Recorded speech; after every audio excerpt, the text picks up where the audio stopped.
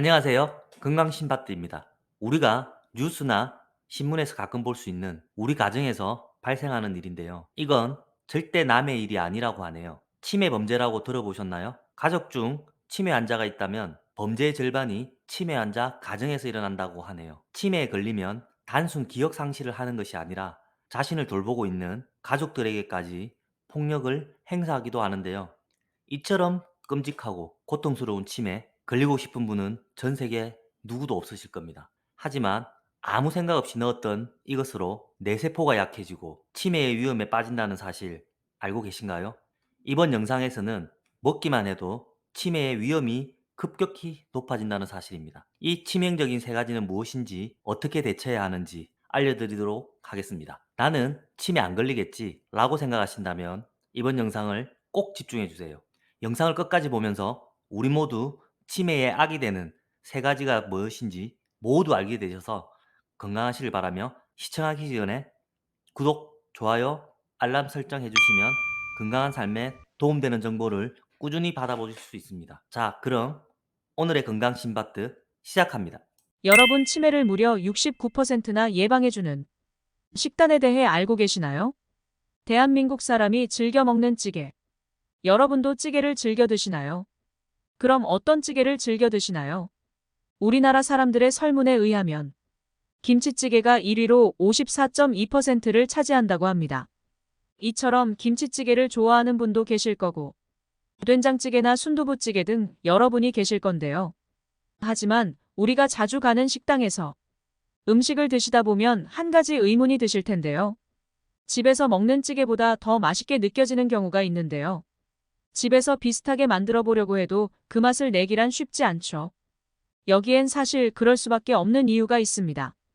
요식업 운영을 하는 분의 이야기인데요.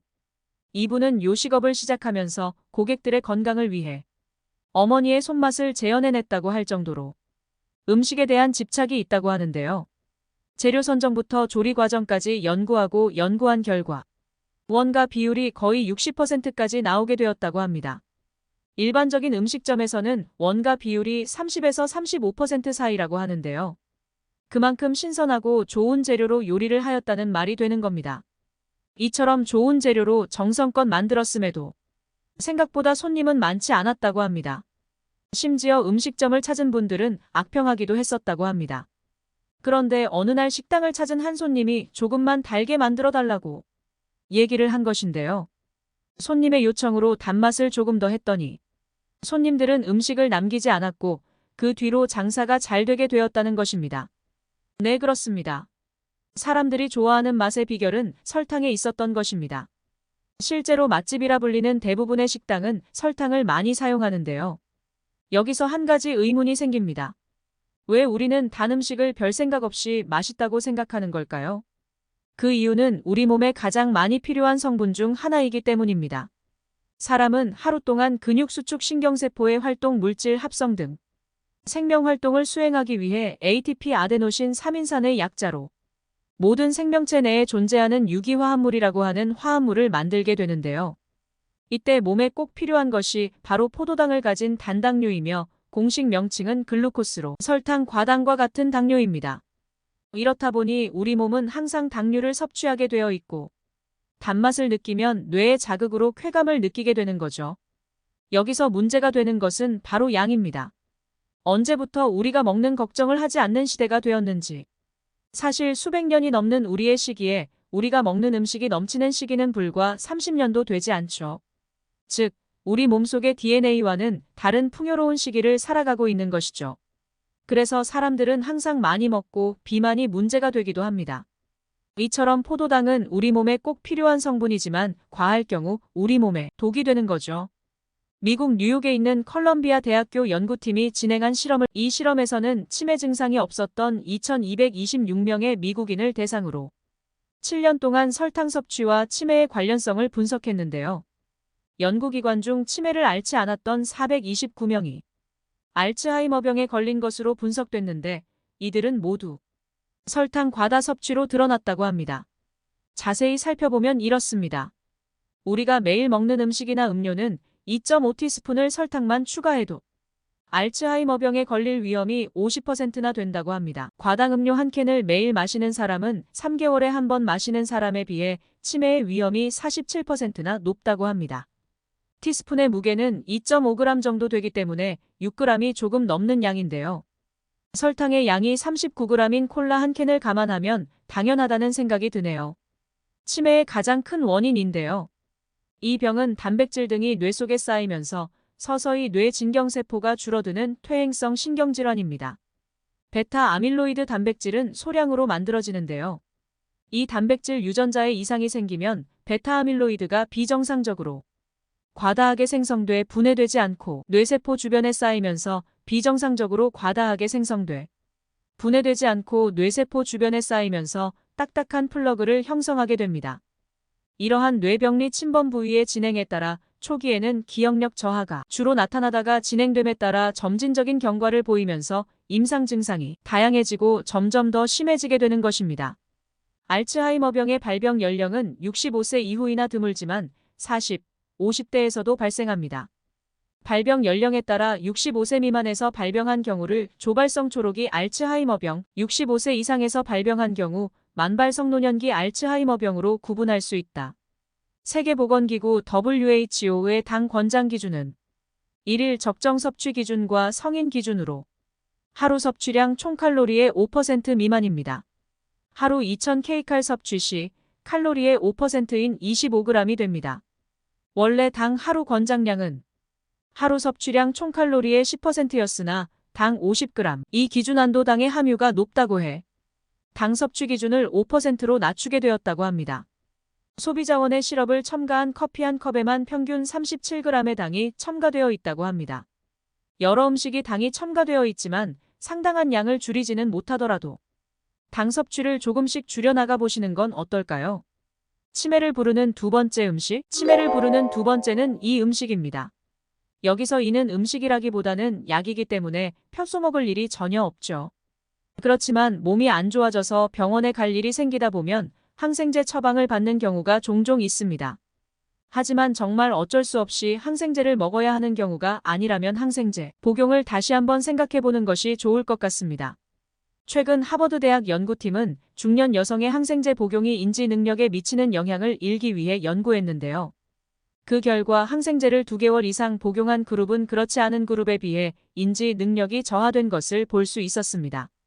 또한 같은 나이대에 비해 4년에서 5년 이상 노화되어 치매에 걸릴 확률이 높았다고 하는데요.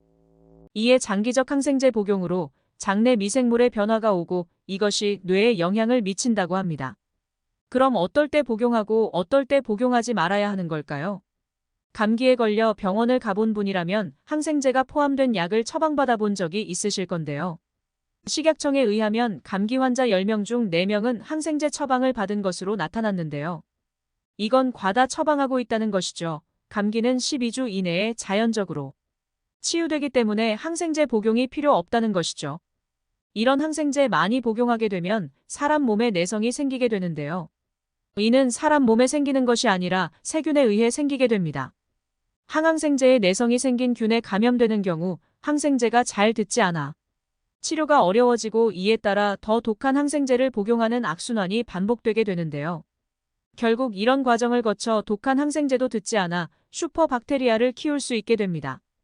여러분은 꼭 필요한 경우가 아니라면 항생제 복용을 자제해 주시기 바랍니다. 치매를 부르는 세 번째 음식? 세 번째 음식은 가공육입니다.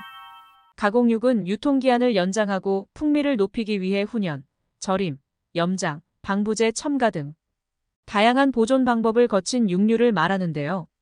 가공육의 예로는 우리가 흔히 마트에서 접할 수 있는 베이컨, 소시지, 핫도그 및 햄버거 등이 있습니다. 가공육에는 니트로사민이라는 성분이 함유되어 있는데요. 고기를 가공하는 동안 아질산염과 질산염이라는 특정 화학물질이 종종 방부제로 사용됩니다. 이러한 화학물질이 육류의 단백질과 상호작용하면 니트로사민으로 알려진 화합물을 형성할 수 있으며 그중 일부는 치매와 같은 신경퇴행성 질환이 생긴다고 합니다. 최종 당화산물 굽거나 튀기거나 고온 조리와 같이 가공육 준비에 사용되는 조리 방법은 최종 당화산물 AGES 형성을 유발할 수 있는데요. 높은 수준의 AGE는 치매 발병과 관련된 요인인 산화 스트레스 및 염증과 치매에 영향이 생길 수 있다고 합니다.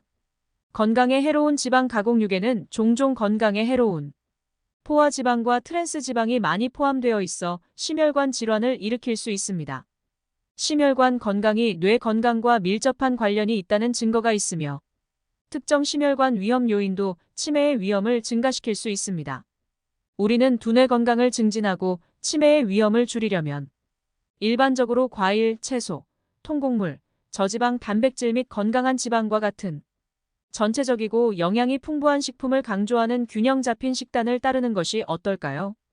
가공육 섭취를 자제하고 굽기, 찌기 또는 삶기와 같은 더 건강한 요리 방법을 선택하는 것도 도움이 될 수 있을 것입니다. 치매를 예방하는 음식에 대해 알아봤는데요. 3가지로 정리하자면 과다한 설탕 섭취, 항생제 복용, 그리고 마지막으로 가공육 섭취 자제입니다. 오늘부터 바로 실천해보는 건 어떨까요? 우리가 남일로만 생각하는 치매, 이 세상 치매가 없는 건강한 삶을 살 수 있는 그날까지 신바트 건강정보는 함께 하겠습니다. 오늘 영상이 도움되셨다면 주변의 소중한 분들께도 공유해주세요. 구독과 좋아요, 알람 설정까지 하시면 다음번에도 유익한 신바트 건강정보를 받아보실 수 있습니다. 그럼 다음 영상에서도 건강한 정보로 찾아뵙겠습니다. 오늘도 건강하고 행복한 하루 보내세요.